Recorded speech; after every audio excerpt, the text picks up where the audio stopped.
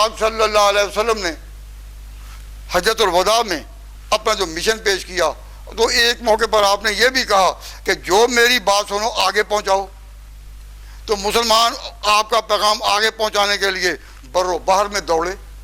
ایک صحابی ایک سمندر کے کنارے کھڑے ہو کر کہتا ہے کہ یا اللہ یہاں تک خشکی تھی میں نے تیرا پیغام پہنچایا, اگر مجھے علم ہو کہ پانی کے آگے سمندر کے آگے بھی کوئی خشکی ہے میں اپنا گھوڑا یہیں ڈال دیتا ہوں, وہاں پہنچتا ہوں تاکہ آقا کے دین کا ترجمان بن کر اس کا غلام بن کر میں اس کی آواز آگے بھی لے جا سکوں. تو اس قدر جوش ایمان کے ساتھ وہ لوگ آئے تھے, نکلے. اپنے میں کچھ مشق کرو, پہلے مسلمانوں تم اپنے مشق کرو. کیا؟ لا ترفعوا اصواتکم فوق صوت النبی, کہ تم نے نبی کے پاس جب آنا جانا اٹھنا بیٹھنا ہے, اس کے پیچھے نماز پڑھنا ہے, آپ نے اس کے ساتھ رہنا ہے, تم اس کے ساتھی ہو. ساتھی کو کہتے ہیں صاحب, صحابی, مصاحب. جب تم اس کے ساتھی ہو, اس کے ساتھ رہنا ہے تو سن لو, ساتھ رہنے میں, آنے جانے میں, اٹھنے بیٹھنے میں, لا ترفعوا اصواتکم فوق صوت النبی, اپنی آواز بھی اس سے اونچی نہیں کرنی. اب آواز اونچی نہیں کرنی, اس بات پر اس کا اثر اس طرح صحابہ پر ہوا کہ اگر کسی کی آواز فطرتاً اونچی ہے, آپ جب بات کرتے ہیں تو بعض لوگوں کی آواز فطرتاً اونچی ہوتی ہے. نعت خان آپ کے سامنے آتے ہیں تو اپنی آواز کو لہراتے ہیں, اپنی آواز وہ نکالتے ہیں, تو کسی کی آواز دھیمی ہے کسی کی اونچی ہے.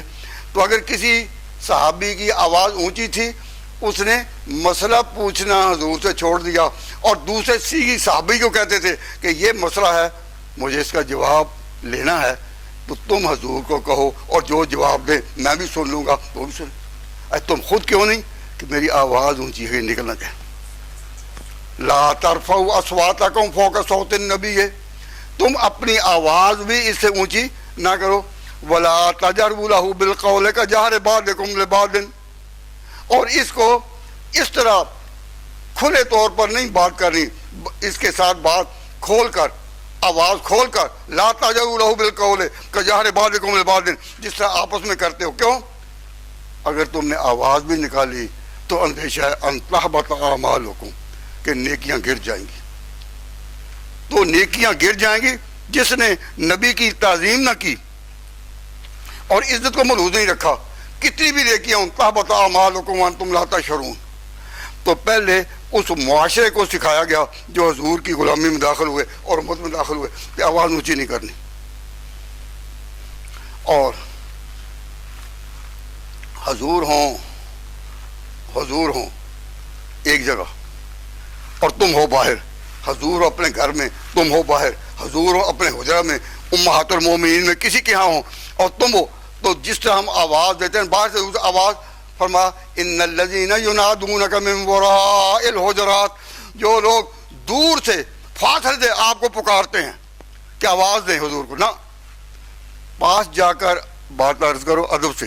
لیکن ان الذین ینادونک من وراء الحجرات, ان حجروں کے پیچھے سے جو آواز دیتے ہیں, دور دور سے آپ کو کہتے ہیں اے اللہ کے رسول, تو فرمایا اکثرہم لا یشعرون, ان میں سے اکثر وہ ہیں جو سمجھتے نہیں,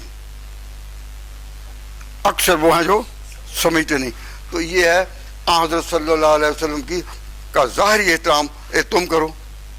تو ہمارے نبی پاک صلی اللہ علیہ وسلم کو اللہ تعالیٰ نے جب رسول بنا کر بھیجا اور رسالت کی ذمہ داریاں سونپی, تو آپ نے بھی اسی ادائے رسالت میں, جس طرح پہلے پیغمبر پکارتے رہے میرے ساتھ کون ہے, تو صحابہ کرام اٹھے. صحابہ کرام مکہ میں بھی آپ کے ساتھ اور مدینہ میں بھی آپ کے ساتھ, سفر میں بھی آپ کے ساتھ, حضر میں بھی آپ کے ساتھ, نظام چلانے میں بھی آپ کے ساتھ, میدان جنگ میں بھی آپ کے ساتھ. تو جس طرح حضرت عیسیٰ نے آواز دی میرے ساتھ کون ہے, حضور نے ایک قوم بنائی, ایک جماعت بنائی, ایک امت بنائی. انہوں نے کہا ہم بھی آپ کے ساتھ ہیں, جہاں آپ جائیں گے ہم جائیں گے, جہاں آپ کو تکلیفوں کا سامنا ہوگا ہم بھی آپ کے. اور حضور اکرم صلی اللہ علیہ وسلم کے وہ اس قدر گرویدہ ہوئے کہ حضور جب وضو کرتے تھے اور وضو میں جو پانی گرتا وہ چلو بھر بھر کر اپنے اوپر ملتے تھے کہ ان کے پانی میں بھی نماز اور وضو وہ تو اپنی جگہ رہے، لیکن اس پانی میں بھی اتنی برکت ہے کہ وہ اپنے بدن کو، اپنے چہرے کو، اپنی آنکھوں کو اس میں ملنا اپنے لیے بڑی سادہ سمجھتے تھے۔ تو میں نبی پاک صلی اللہ علیہ وسلم نے حجۃ الوداع میں اپنا جو مشن پیش کیا تو ایک موقع پر آپ نے یہ بھی کہا کہ جو میری بات سنو آگے پہنچاؤ۔